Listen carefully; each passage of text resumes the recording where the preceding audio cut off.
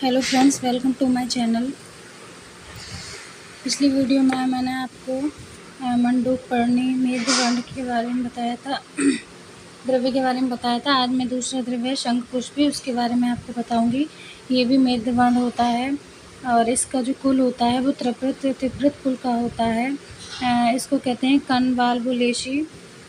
इसके जो फैमिलियर नाम होता है वो कनवाल्वुलेशी होता है और इसका जो लैटिन नाम होता है वो कनवाल्वुलस एप्लिकालिस होता है। ठीक है, और इसे शंखपुष्पी कहते हैं। शंखपुष्पी का मतलब है जो शंख के समान श्वेत या शंखाकृति की पुष्प वाली होती है। इसको क्षीर पुष्पी भी कहते हैं, यानी कि दूध के समान जो श्वेत फूल वाला होती है। और इसे मांगल्य कुष्मा भी कहते हैं। इसका मतलब होता है जिसके पुष्पों के दर्शन से मंगल हो, क्योंकि श्वेत वर्ण तथा शंख शकुन कहे गए हैं। शकुन यानी कि अच्छे माने जाते हैं।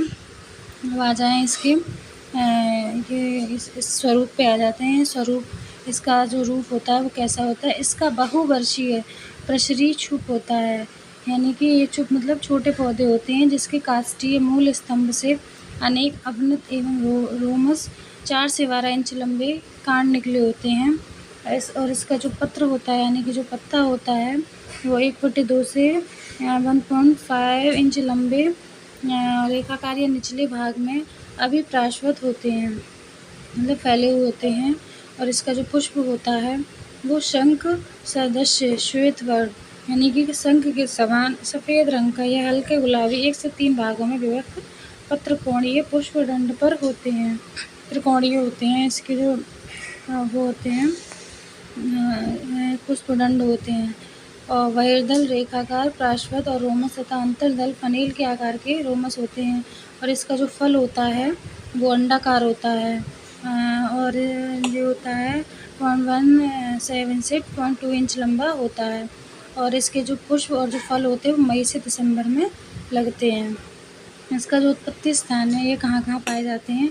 ये समस्त भारत में विशेषतः पथरीले और पर्वतीय मैदानों में उत्पन्न होती हैं। और इसका जो रासायनिक घटक है वो रासायनिक विश्लेषण में 2 प्रकार के स्फटिकीय द्रव्य पाए जाते हैं। शंखपुष्पी नामक एक क्षारा भी पाया जाता है, मतलब एक जो शंखपुष्पी नाम का एक क्षारा भी पाया जाता है जो क्षार का गुण होता है इसमें। अब इसके हम गुण बताते हैं। गुण क्या है, ये स्निग्ध और पिच्छल गुण का होता है। स्निग्ध मतलब जो नमी होती है जिसमें, और पिच्छल जो लिसलिसा टाइप में होता है वो इसका गुण होता है। रस होता है तिक्त। तिक्त मतलब जो कड़वा होता है उसे तिक्त कहते हैं। और विपाक मधुर होता है, मधुर विपाक है इसका। और जो वीर होता है वो शीत होता है। जो इसकी वीर यानी कि जो पोटेंशी होती है वो इसकी ठंडी होती है। जो वीर 2 प्रकार के होते हैं, उष्ण और शीत। और इसकी जो शीत होती है इसका प्रभाव होता है मेद। ये मेदवर्धक है, यानी कि ये बुद्धि को बढ़ाता है। इसके दोष कर्म, इसके कर्म क्या है, ये स्निग्ध है, पिच्छल है और मधुर विपाक होने के कारण बात तथा शीत वीर होने से पित्त का शमन करती है। यानी कि ये स्निग्ध, पिच्छल और मधुर विपाक होने के कारण बात का शमन करती है, यानी कि बात को शांत करती है, ख़त्म करती है। और शीतवीर होने के कारण पित्त का शमन करती है, क्योंकि जब हमारे पित्त हो जाते हैं तो जलन होती है, वो ये ठंडी होने की वजह से उसको शांत करती है। और तिक्त रस होने के कारण कफ का भी शमन करती है। जो कफ होता है, जो कफ ठंडक की वजह से होता है, वो जो इसका रस तिक्त होता है उसके कारण ये उसका भी शमन करती है। इस प्रकार ये त्रिदोष हर विशेषता वात पित्त शमन होती है, मतलब ये तीनों चीज़ों को ख़त्म करती है। संस्थानिक कर्म ये पुष्टन और केशवर्धन है। आव्यांतर नाड़ी स्थान ये मेद तथा मस्तिष्क और नाड़ियों के लिए बलप्रद है। पाचन संस्था तिक्त होने से दीपन पाचन है। पिच्छल मधुपर होने से अनुलोमन है। अब इसमें है रक्त व संस्थान, यह हृदय के लिए बल एवं शीतवीर होने से रक्त स्तंभन है, मतलब जो हृदय के लिए बल कारक है, रक्त स्तंभन है, यानी कि रक्त को रोकती है। और रक्तगत वात का शामक होने से रक्तवार को कम करती है। और है मूत्र व फिर है श्वसन संस्थान, तिक्त एवं स्निग्ध होने से कफ निसारक और इसके कारण स्वर को ठीक करती है, मतलब कफ से संबंधित जो बीमारियां यानी कि कास, श्वास, खांसी या सांस की जो भी होती है सबको ठीक करती है, स्वर को ठीक करती है। मूत्र व संस्थान, शीतवीर होने से मूत्र विरेचनीय है, मतलब ये ठंडी होने पर मूत्र विरेचनी होती है, मतलब मूत्र को पैदा करती है। और प्रजनन संस्थान में स्निग्ध पिच्छल गुण एवं मधुर विपाक होने के कारण यह वृष्य और प्रजय स्थापन है, यानी कि वृष्य यानी कि जो नील पावर होती है उसको बढ़ाती है, और प्रजय स्थापन भी है। फिर है त्वचा तिक्त एवं पित्त सामक होने से ये कुष्ठग्न है और चर्म विकारों में लाभकर होती है। ताप गर्म शीतवीर होने से ये दाह एवं दाह प्रधान ज्वर को शांत करती है। सात्मीकरण इससे शरीर एवं मन के दोषों की शांति, धातुओं की वृद्धि, मलों का संशोधन होता है। अतः ये रसायन और बल्य है।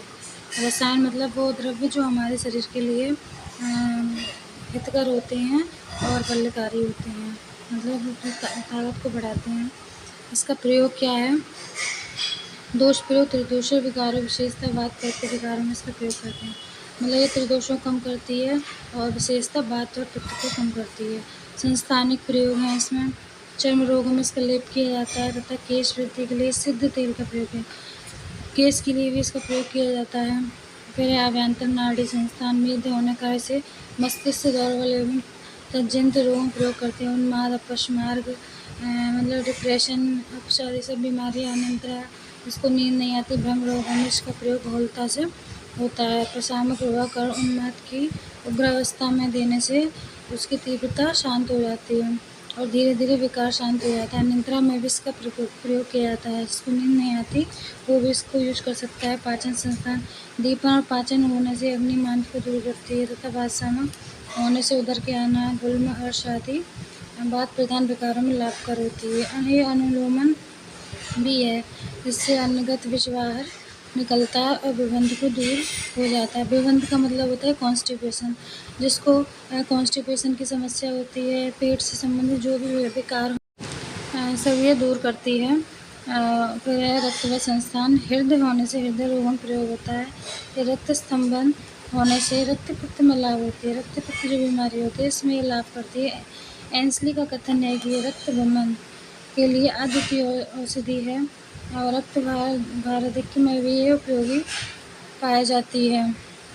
फिर श्वसन संस्थान, ये तो मैंने बताया आपको। फिर मूत्रल होने के कारण मृत पूर्व में आदि विकारों में दी जाती है। पूर्व में यानी कि जो पस पड़ जाता है और जिसको मूत्र की समस्या होती है, यूरिन नहीं आता है, इन सबको इसमें उपयोग किया जाता है। फिर इसके बाद है ये है प्रजनन संस्थान। प्रजनन संस्थान वृक्ष होने के कारण ये शुक्र दौर्बल्य एवं अन्य शुक्र दोषों में लाभकर होती है। और गर्भाशय दौर्बल्य के कारण जिसको गर्भाशय गर्भधारण नहीं होता या गर्भ नष्ट हो जाता है, उनके लिए अति प्रशस्त मानी गई है। यदि कोई मतलब प्रेग्नेंट नहीं हो पा रहा, कंसीव नहीं कर पा रहा, उसके लिए ये बहुत ही अच्छी औषधि है।